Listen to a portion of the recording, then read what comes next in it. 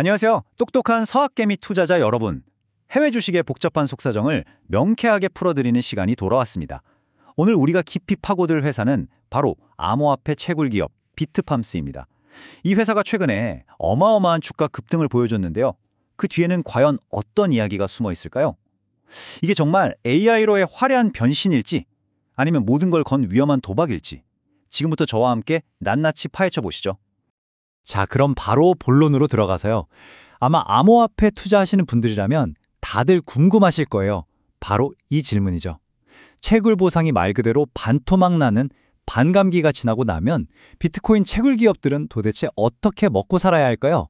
이게 바로 오늘 우리가 풀어갈 이야기의 가장 중요한 시작점입니다. 이 질문은요, 곧바로 채굴 산업 전체가 맞닥뜨린 현실적인 문제로 이어집니다. 첫 번째 섹션, 비트코인 채굴자의 위기입니다. 이 비트코인 반감기라는 거 채굴자들한테는 정말로지 갑자기 월급 반으로 깎겠습니다 하는 통보나 마찬가지거든요. 가장 최근인 2024년 4월에도 반감기가 있었죠. 이걸로 블록 채굴에 대한 보상이 그냥 절반으로 뚝 떨어졌습니다. 이건 뭐 채굴 기업들의 수익성에 엄청난 압박을 가하는 피할 수 없는 구조적인 위기라고 할 수 있죠. 자, 이 그래프를 보시면 이게 얼마나 심각한 문제인지 바로 감이 오실 겁니다. 비트팜스는 매출 자체는 역대급으로 찍었는데도 불구하고 반감기 이후에 총 채굴 마진율이 51%에서 45%로 주저앉았어요. 아니, 돈은 더 많이 버는데 남는 게 줄어든다는 거죠. 전형적인 수익성 악화의 늪에 빠진 겁니다. 운영 비용이 55%나 차지하면서 마진을 계속 갉아먹고 있는 이 구조, 이게 바로 그들이 마주한 차가운 현실입니다. 자, 그럼 이렇게 어려운 환경 속에서 오늘 이야기의 주인공인 비트팜스는 대체 어떤 회사일까요? 두 번째 섹션에서 한번 자세히 들여다보겠습니다. 비트팜스는 2017년에 캐나다에서 설립된 비트코인 채굴 전문 회사입니다. 본사는 퀘벡에 있고요. 캐나다나 미국뿐만 아니라 저기 남미의 파라과이, 아르헨티나까지. 사업 무대가 꽤 넓죠. 매출의 90% 이상이 비트코인 채굴에서 나올 만큼 한우물만 파는 회사라고 보시면 됩니다. 현재 채굴 능력은 12엑사해시 정도고요. 근데 이 회사의 진짜 핵심은 에너지를 어디서 끌어오냐는 건데요. 주로 싸고 친환경적인 수력 발전을 이용하는 걸 핵심 전략으로 삼고 있습니다. 와, 이 슬라이드가 진짜 핵심입니다, 여러분. 비트팜스가 가진 가장 강력한 무기가 바로 여기에 있거든요. 평균 전력 비용이 킬로와트 시당 단돈 3센트. 이게 말이 되나요? 특히 값싼 수력 발전이 넘쳐나는 파라과이 같은 곳의 이점을 제대로 활용하고 있는 거죠. 이게 얼마나 대단한 거냐면요. 비싸고 불안정한 전력망에 의존하는 다른 북미 경쟁사들에 비해서 정말 압도적인 비용 우위를 갖게 되는 겁니다. 아시다시피 채굴 산업에서는 전기료가 비용의 거의 전부잖아요. 그러니까 이건 정말 강력한 무기인 셈이죠. 이렇게 채굴 위기 나는 현실에 부딪힌 비트팜즈. 그런데 그냥 손 놓고 있지는 않았다는 거죠. 아주 대담한 카드를 꺼내듭니다. 바로 세 번째 섹션, 구원투수 AI로의 전환입니다. 비트팜스가 뭘 발표했냐면 바로 AI하고 고성능 컴퓨팅, 줄여서 HPC라고 부르는 사업에 진출하겠다는 거였습니다. 이게 뭐냐면요. 쉽게 말해서 자기들이 가진 시설 일부를 데이터 센터로 바꾸는 거예요.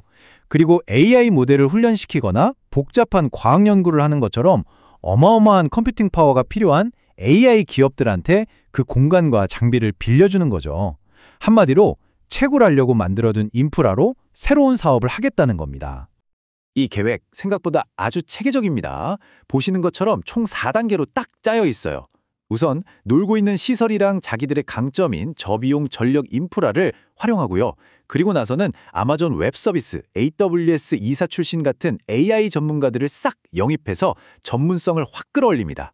그 다음엔 이걸 바탕으로 돈 되는 HPC나 AI 호스팅 계약을 공격적으로 수주하는 거죠. 최종 목표는 당연히 변동성 큰 비트코인 채굴에만 목매지 않고 사업을 다각화해서 안정성을 찾는 겁니다. 자, 그럼 이런 소식에 시장은 과연 어떻게 반응했을까요?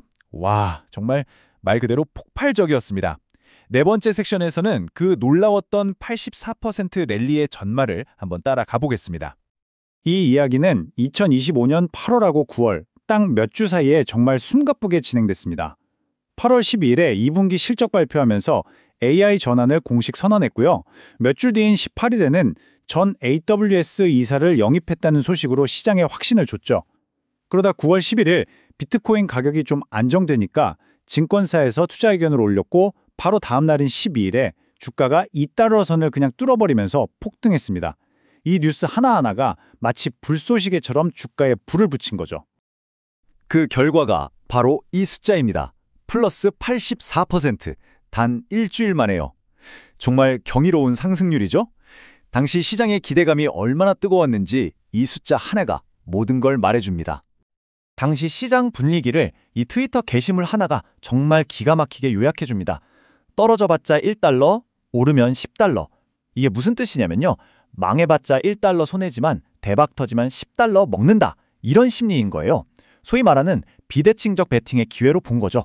실패 리스크는 제한적인데 만약 AI 전환에 성공만 한다면 주가가 어마어마하게 뛸 거라는 극단적인 기대감이 시장 전체를 확 휘감았던 겁니다.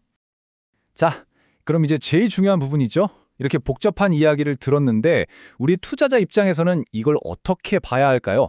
마지막 섹션, 투자자를 위한 최종 점검입니다.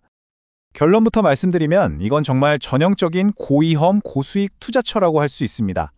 기회 요인을 보면 5천억 달러가 넘는 거대한 AI 시장의 성장 가능성, 그리고 아까 계속 강조했던 저비용 에너지라는 확실한 무기가 있죠. 반면에 리스크도 만만치 않습니다. 새로운 사업에 뛰어드는 만큼 실행 위험이 크고요. 과거에 자기 자본 이익률이 마이너스 25%였을 정도로 돈을 잘 못 벌었던 전력도 있습니다. 또 주주들한테 손 벌려서 유상증자를 할 가능성도 있고 이미 시장을 꽉 잡고 있는 기존 강자들과의 경쟁도 버겁겠죠. 이 모든 걸 종합해보면 결국 이 마지막 질문에 도달하게 됩니다. 과연 비트팜스의 이 AI 전환은 회사의 운명을 바꿀 멋진 전략적 리셋일까요? 아니면 그저 살아남기 위한 위험천만한 도박에 불과할까요? 최종 판단은 결국 우리 투자자 여러분의 몫입니다. 오늘 분석이 여러분의 현명한 투자 결정에 조금이나마 보탬이 되었으면 좋겠습니다. 도움이 되셨다면 구독 부탁드립니다.